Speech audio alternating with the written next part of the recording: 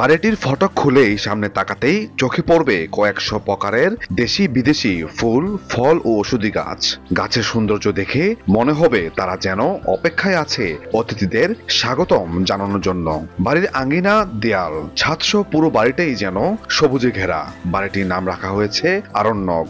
তবে স্থানীয়দের কাছে বাড়িটি গাছবাড়ির নামে পরিচিত। প্রতিদিন অসংখ্য গাছপ্রেমীরা এই বাড়িতে আসে সবুজের সৌন্দর্য উপভোগ করার জন্য।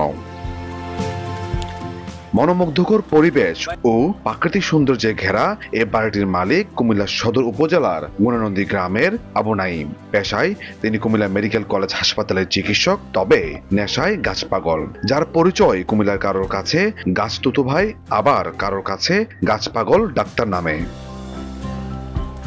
সুস্থভাবে বেঁচে থাকার জন্য যে পরিমাণ গাছপালা থাকা দরকার তা দিন দিন কমছে, আর সেই উপলব্ধিকে গুরুত্বের সাথে অনুধাবন করে গত 1 দশক যাবৎ নিবৃত্তে কাজ করে যাচ্ছেন এই চিকিৎসক। ছোটবেলা থেকেই তার গাছের প্রতি নেশা। তার বাড়িতে প্রায় 1,500-এর অধিক বিভিন্ন রকমের দেশি বিদেশি বিরল জাতের ফুল, ফল ও ঔষধি গাছ রয়েছে। তাকে দেখে অনুপ্রাণিত হয়ে কুমিল্লার শতাধিক বাগানি তাদের বাড়ির আঙিনায়, বারান্দায় অথবা ছাদে গড়ে তুলেছেন ফুল, ফলমূল সহ বিভিন্ন ঔষধি গাছের বাগান। তাপের যে তীব্রতার কারণে কিন্তু আমরা ইদানিং টের পাচ্ছি যে গাছের প্রয়োজনীয়তা। গাছ নিয়ে যারা ভাবতেন ওনারা কিন্তু এই বিষয়গুলো আগে থেকে অনুধাবন করেন। যাদের বাগানের প্রতি তেমন কোনো আগ্রহ নেই, আগে থেকে বাগান করে নাই, আমরা যখন ফ্রিটা দেই বা নাইম যখন ফ্রি দেয় তখন বাগান না করা মানুষগুলো বাগান করতে উৎসাহী হয়। চিকিৎসক আবু নাঈম বিভিন্ন সময়ে ক্যাম্পেইনের মাধ্যমে কুমিল্লা বাগানীদের মাঝে নিজ বাগানের অতিরিক্ত বীজ, চারা, গাছ বিনামূল্যে বিতরণ করেন। এছাড়া 9 বছর আগে গড়ে তোলেন গার্ডেনার সোসাইটি নামের একটি অনলাইন ভিত্তিক সংগঠন, যেখানে প্রায় 56,000 সদস্য নিজেদের মধ্যে ফ্রি গ্রিন শেয়ারিং করছেন। আমরা এখন প্রযুক্তির যুগে দেখা গেল যে প্রযুক্তির প্রতি এত ঢেলে সাজিয়েছি নিজেকে বা সাজাচ্ছি, সেই প্রেক্ষিতে আমরা কিন্তু এই যে আমাদের যে গ্রিন সোসাইটি বা গ্রিন যে একটা প্রয়োজন, গ্রিনের যে প্রয়োজন, যেমন একটি গাছ কাটলে 3টি গাছ লাগানোর প্রয়োজন, এটি কিন্তু হচ্ছে না। কুমিল্লার বিভিন্ন শিক্ষা প্রতিষ্ঠানে নিজ উদ্যোগে বৃক্ষরোপণ করার পাশাপাশি গাছ নিয়ে পাড়ি জমিয়েছেন সাগরের বুকে।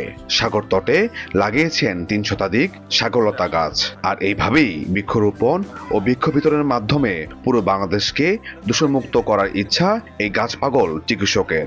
গাছ তো লাগাচ্ছি ছোটবেলা থেকেই, মানে আমি যখন প্রাইমারি স্কুলে পড়ি তখন থেকে গাছ লাগাই, বাগান করি, বাগানের নেশা। আর পার্টিকুলারলি মেডিকেলের সময় আসলে তো পড়ার সময় মনোযোগ দিতে পারিনি বাগান বা এর প্রতি। মেডিকেল শেষ করার পরে হচ্ছে এই বাগানের প্রতি আবারও ঝুঁকে গেছে। আর গত 1 দশক ধরে যুক্ত আছি আমার নিজের গড়া প্রতিষ্ঠান কুমিল্লা গার্ডেনার সোসাইটির সাথে। তো ওইটার উদ্দেশ্যই হচ্ছে আমাদের যে আমরা নিজেরা বাগান করব, পাশাপাশি হচ্ছে দেশে অনেক নতুন বাগান সৃজন করব। আমি আসলে সব ধরনের গাছই করি, ফুল, ফল, ঔষধি সব ধরনের গাছ আমার সংগ্রহে আছে। অর্কিড, ক্যাকটাস, যেমন হচ্ছে আপনি সুন্দরবনের সুন্দরী দেখা এখানে পাবেন। আবার থাইল্যান্ড থেকে নিয়ে আসা অনেক গাছের মাংসাশী গাছ আছে। তারপরে শুধু বাতাসে বেঁচে থাকে এরকম এয়ার প্লান্ট আছে। অনেক রকমের ক্যাকটাস পাবেন, ইনডোর আছে। তারপর হচ্ছে এনথুরিয়াম, ফাইলোডেন্ড্রন, লতানো অনেক গাছ। তারপর বাংলাদেশের বিলুপ্ত প্রায় কিছু গাছ সংরক্ষণে আছে। আমার প্রকৃতির প্রতি ভালোবাসা, এটা হচ্ছে প্রধান কারণ। দ্বিতীয় হচ্ছে আমি দেখেছি যে সড়কে যখন আমি একটা গাছ নিয়ে বের হই তখন দেখি যে সবাই জানতে চায় যে এটা কী গাছ, কই নিয়ে যাচ্ছেন, ফল ধরবে কি না, কী ফুল হয়। তার মানে মানুষের কিন্তু গাছের প্রতি বেসিক একটা ইনস্টিংক্ট আছে, যে গাছের প্রতি ভালোবাসা। তো কেন করতে পারতেছে না? দেখা যায় যে বাংলাদেশে এখন সরকারি নার্সারির তুলনায় বেসরকারি নার্সারি অনেক বেশি, এবং সবগুলোতে হচ্ছে চড়া দামে গাছ বিক্রি হয়। মানুষ কিন্তু গাছ ফ্রিতে দিলে আপনার অ্যাটলিস্ট নিয়ে লাগাবে।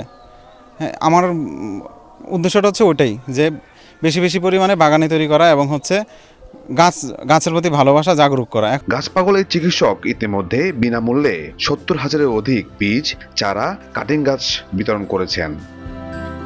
ইশতিয়াক আহমেদ, সময় সংবাদ, কুমিল্লা।